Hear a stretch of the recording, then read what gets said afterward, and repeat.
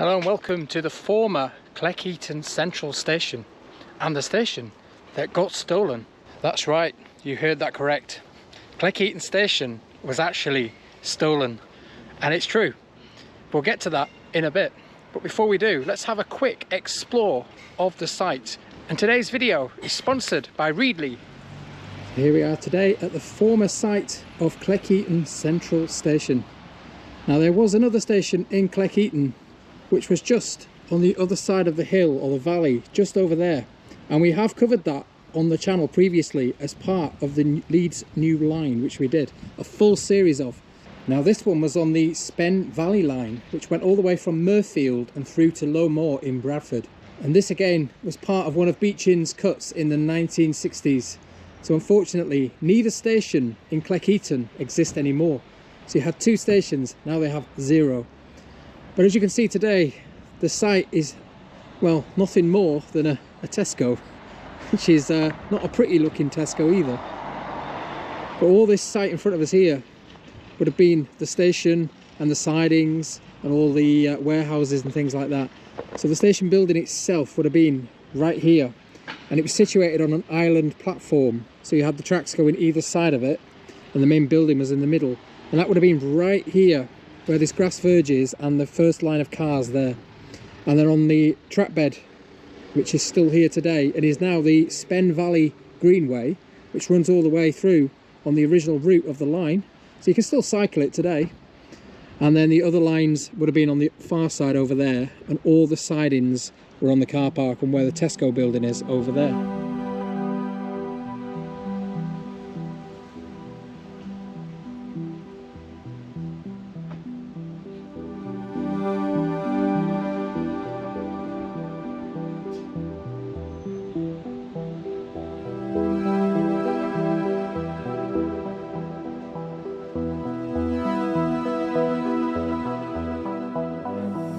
So just opposite the Tesco car park here is what you can see are the remains of an old wall.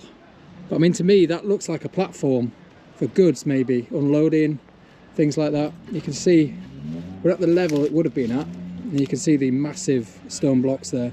Definitely railway remnants, or platform edge remnants anyway. The only thing that makes me think it might not have been is that it's on different levels, so it sort of steps down as it goes down, so maybe it was just a retaining wall. And right about here was a large goods warehouse just at the side of the lines as they passed left to right, and this had a crane on it which used to pick goods up from the trains and put them in the warehouse. And also the row of houses just to the right of the picture are still there today. And then as we fade back out to today's view, you can see what it looks like now. A couple of bottle banks and car parking spaces at the Tesco's. We'll venture a bit further down and show you some more of the remains of the station at the bottom end of the site. Before we do that, let's talk about why the station was stolen, or how it was stolen. By 1968, most of the station had already been demolished. However, the platforms and the main station building still stood on the site for a couple of years after. British Rail had contracted a demolition firm to come in and dispose of the rest and clear the site completely. However, when the demolition company appeared, they found that the station had gone. All its assets had been stripped, and the majority of it had been cleared already.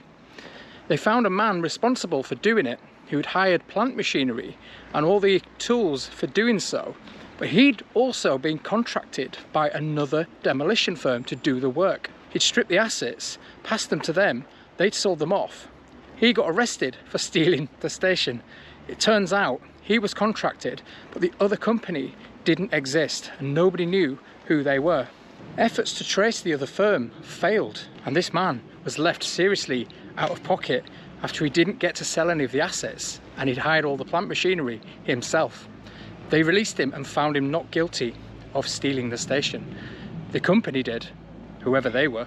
So this is the first and only example of a British station being stolen. Well, that's the tagline anyway. Makes you wonder, did another station get stolen somewhere else in the world? So many people ask me on the channel, how do you come up with your video subjects, Darren? Well, that's an easy one. A lot of research and a lot of articles that appear under my nose. And today's video has kindly been sponsored by Readly. So Readly is an amazing app. It allows you to access all your favorite magazines and newspapers in just one place in the palm of your hand. You simply head over to the website and create an account. Download the app on your mobile phone or tablet. Now I use it for my daily newspaper reads, rather than going into a shop and buying a physical copy every morning. And also my favourite magazines, which I was a bit of a geek on many years ago, buying all my railway magazines. But there's plenty on offer, from children's magazines right through to gardening, food magazines, railways, history and many more. There's also a massive selection of podcasts available, so if you're driving to work or out on a lovely country walk like today, you can stick your headphones in and have a listen to some of the fantastic podcasts available. So everything you need all in one place, which is a lot easier. Simply search for your favourite, or you can browse the many categories down the side. Readly also offers suggestions for some of your favourite titles that you may have missed. You can also save things for later. So if you see an article in a magazine or a newspaper, just simply bookmark it and you can go back to it at a later date, which is what I did today for this video. They also have all the back editions of the newspapers and magazines on there too. Now Readly is also fantastic value compared to other competitors and buying physical copies of the magazines and newspapers, and just for the price of a couple of Costa coffees. And well worth it for the unlimited access that you get on a monthly basis. I find it great value for money for what I use it for. And also, not to mention, you're saving the planet, because you don't need to buy physical copies of newspapers or magazines that you then later throw in the bin. You can also use my affiliate link, which is in the description below. You get a 2-month free trial and you can cancel at any time. So that's 2 months that you can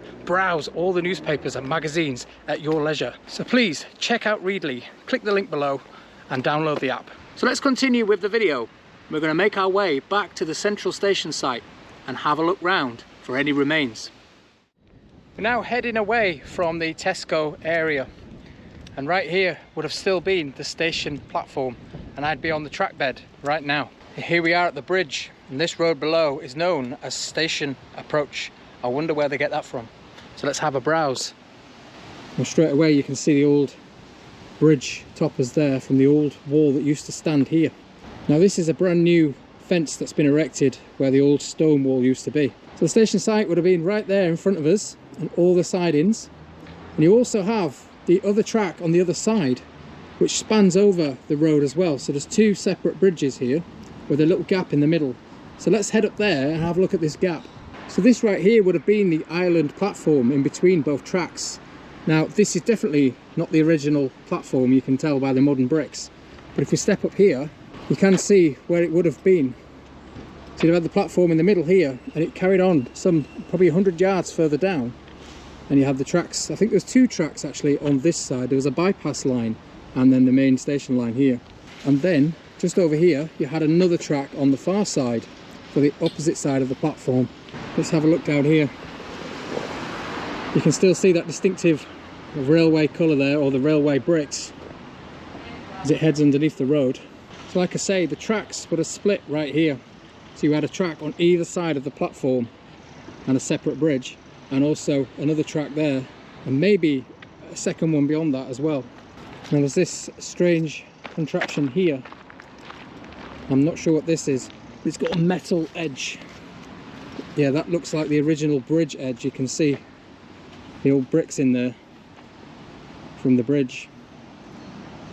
And this raised level here, which have probably been the station platform level as it headed through the site there, with the main station building right in front of us there. And right here you can see where the station platform would have ended, right in the middle there, and both tracks joined up again on the main line straight through and over this next bridge, which we'll check out, and then we'll head down to Station Approach and get some more before and after shots. So here's the remaining bridge as it heads over Westgate, which is one of the main roads through Cleckheaton. You can see this is quite a high bridge actually, and again a modern fence here, not like the other side, which is the original bridge wall there. And as always, the retaining walls on these new cycle routes are made up of old railway sleepers. You still have the marks, the old chairs there, look. The ones that got stolen and scrapped. And here we are on Station Approach, which is the road that headed underneath the station, and it's still called that today. And as we head over here, I've just spotted something against the wall, and you can see the old cobbles or sets beneath the street there. And here we've got an old marker, and you can just see the L and I think that's Y, so that's Lancashire and Yorkshire Railway. Now this line was one of the earlier ones as well, opening in 1847, which predates the Leeds New Line by about 45-50 years. Well, here we are at the section of Station Approach as it heads underneath what was the station building. You can see this magnificent stonework yet again, and all this intricate detail down here. Even the little patterns on the edge in there. So like I say, that fence was replaced not long ago actually. And you had the tracks just above us, and the station platform was in the middle and heading that way towards the station site. And check out this lovely little staircase, which would have been original, still remains today. And let's head underneath the bridges.